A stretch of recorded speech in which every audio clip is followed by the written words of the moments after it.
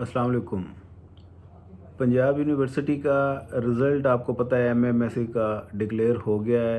अब बहुत सारे स्टूडेंट ये कह रहे हैं कि इनके एडमिशन कब होंगे और इनके एग्ज़ाम्स एक्सपेक्टेडली वो कब होंगे। एडमिशन का शेड्यूल भी इनका बहुत जल्दी अनाउंस हो जाएगा।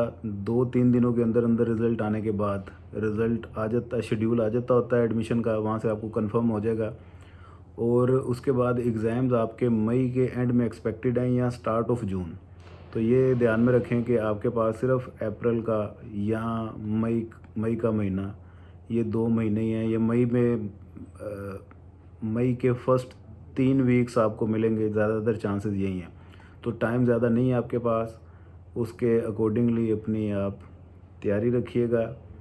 किसी वजह से किसी सब्जेक्ट में अगर आपकी सप्ली आ गई है इकोनॉमिक्स में, तो हमारी ऑनलाइन क्लासेस भी कंटिन्यू हैं, नोट्स भी अवेलेबल हैं, रिकॉर्डेड लेक्चर भी अवेलेबल हैं। किसी को चाहिए हो तो रब्ता कर सकता है। दुआ में याद रखिएगा। वीडियो को दोस्तों के साथ शेयर लाजमी कर दीजिएगा। जज़ाकल्लाह, खुदा हाफिज़।